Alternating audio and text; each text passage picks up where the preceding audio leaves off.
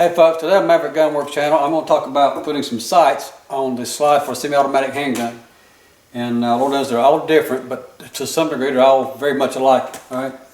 But in this case, if you've not seen these before, this is going to be on a Browning high power 9mm handgun.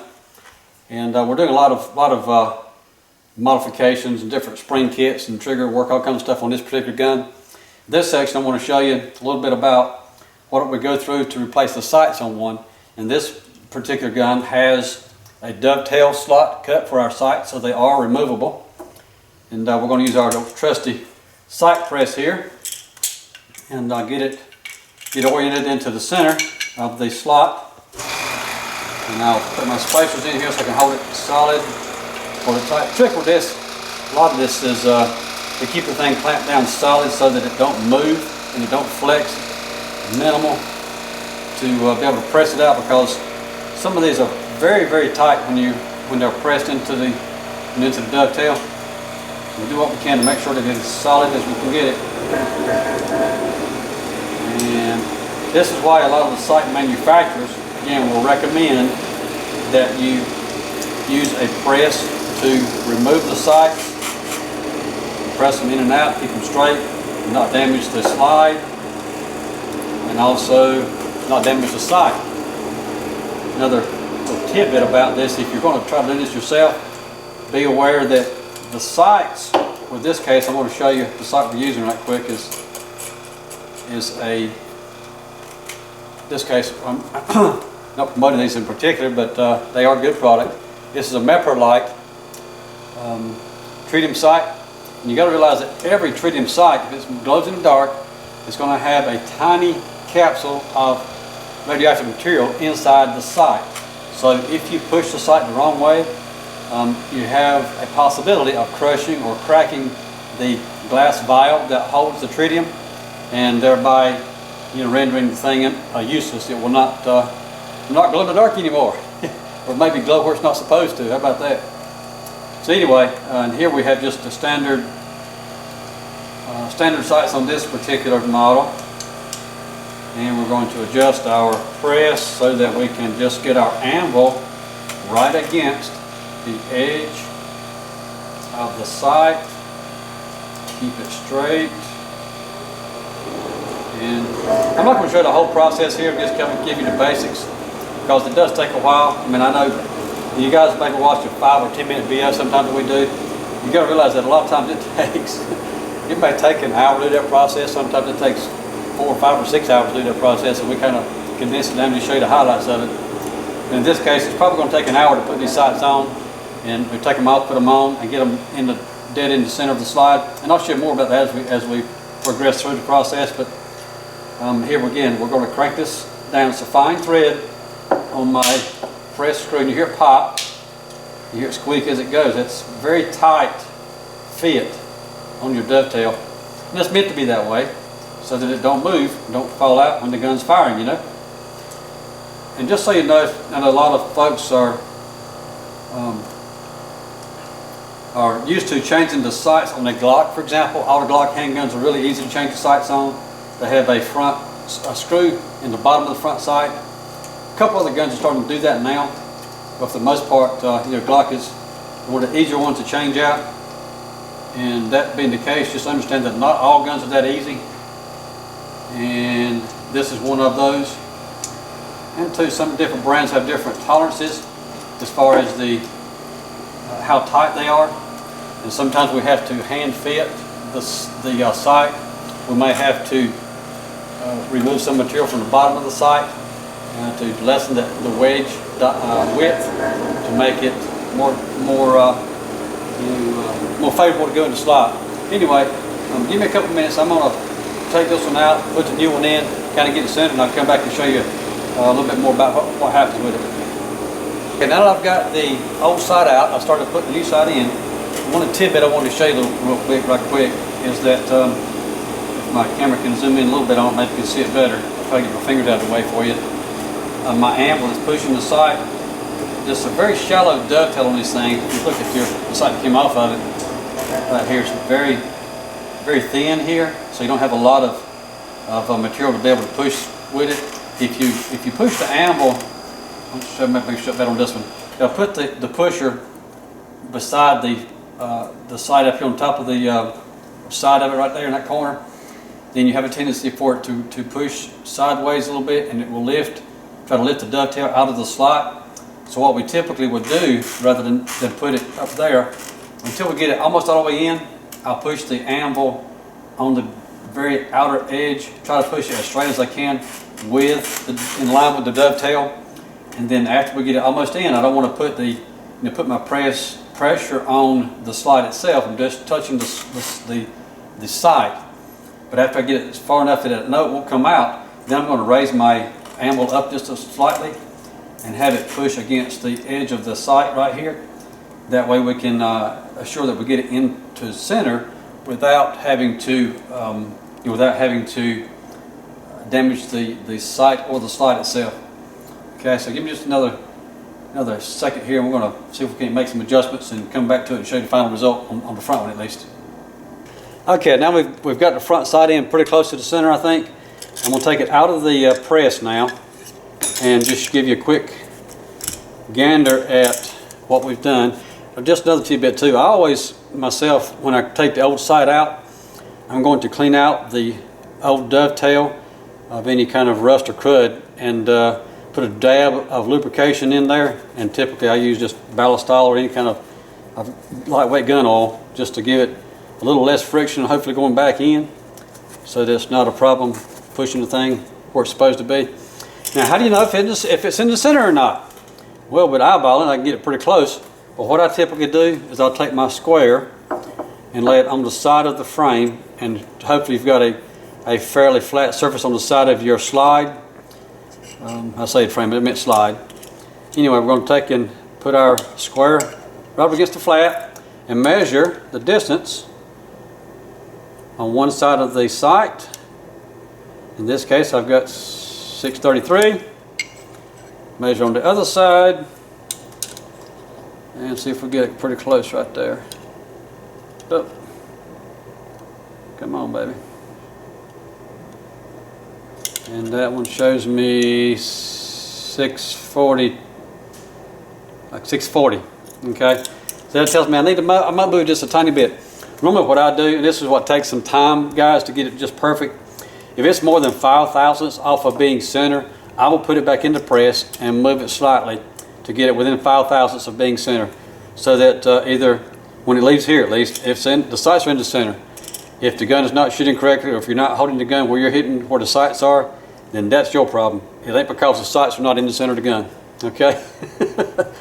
And there could be some situations where you have to adjust them once you fire it at the range.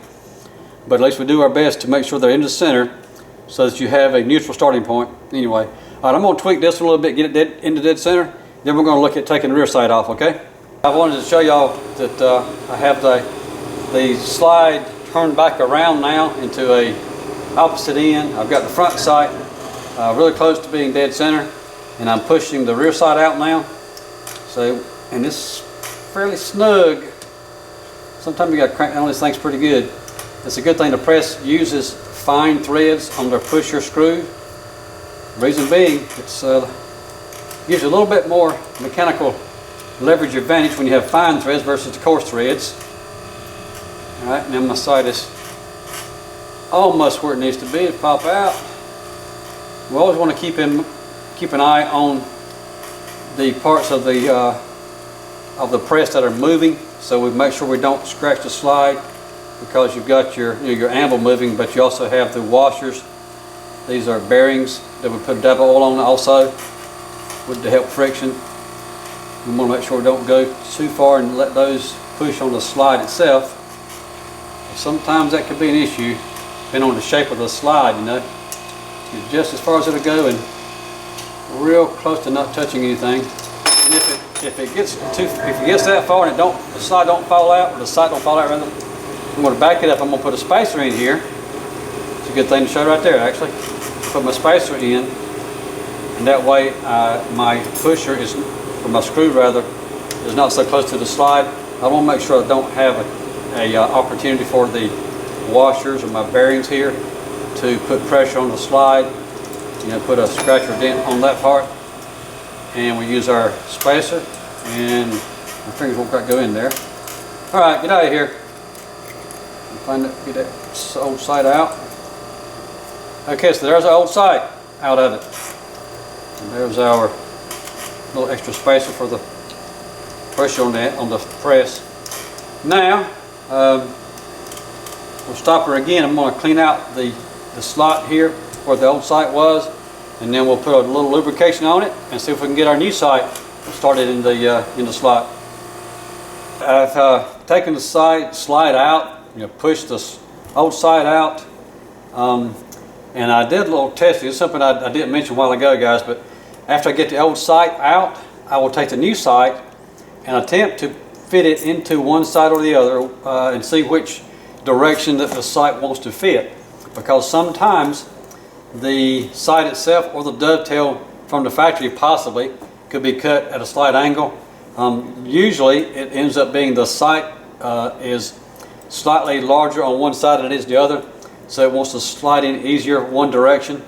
That's what I did on this one. On this one, you want to come in from the left side here and be pushed, come in from the right side, be pushed to the left. When I tried to put it on the left side, it just did not want to start very well. And I tried on the right side, and dang it, it goes, like halfway through almost, about a third of the way at least, just by pushing it by hand easy. So I had to rearrange my configuration on the press so that my spacer that I had this spacer on the other side earlier. Now I moved it here, so that puts my slide a little bit further toward the left side of the press, so that I have enough room to get my anvil behind that side, the new sight now, and we'll crank it on it a little bit and see if we can get it towards the center where it needs to be. And as we get further and further in, it gets tighter and tighter to move.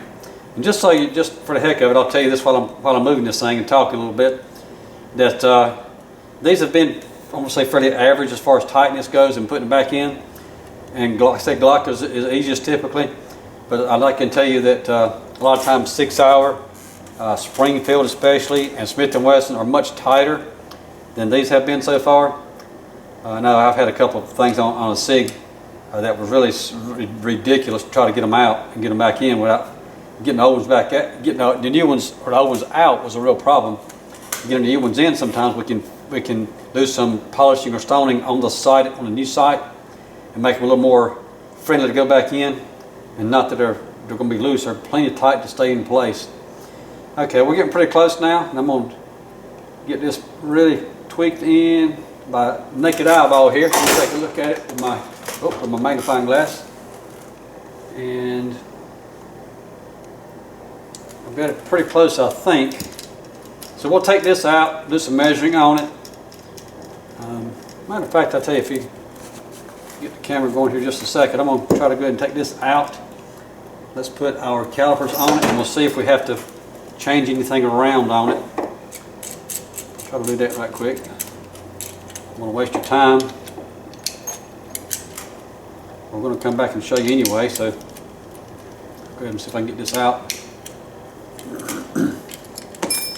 My spacer out, my slide out.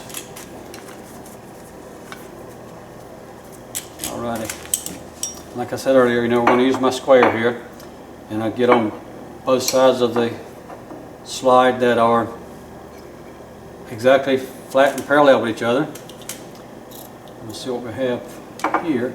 Now this one is a little bit not quite perfectly straight there. I go down below. I'm going to go down below where the extractor is, so that the frame is still straight, and we can check it that way a little better. A little more of a true measurement there.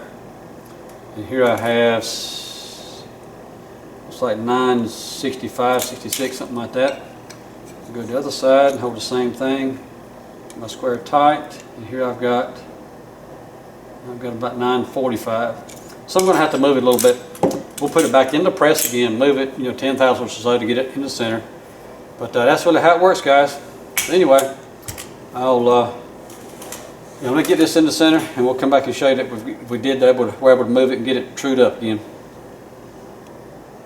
I've gotten my sight pretty much in the center now, and I didn't show you this, but I had to take it in and out a couple times, 3 times out of the press, move it a tiny bit, First time I went too far, had to back it up a little bit.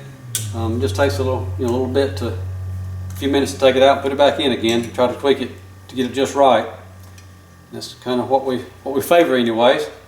If I look at it, you probably can't see this because of the glare, maybe with the lights, but anyways, as I'm checking it now with my square on the side of the frame, I've got right there at 956. On the other side, I've got 955, 954. So it's within plus or minus 1/1000th right there of being center. And if you can shoot a handgun that close, you're doing pretty darn good. All right. Anyway, that's how we do to change the sights on a Browning high power. So if that's something that you're interested in, give us a call here at Maverick Gun Works. Maybe we can help you out with it. Thanks for watching.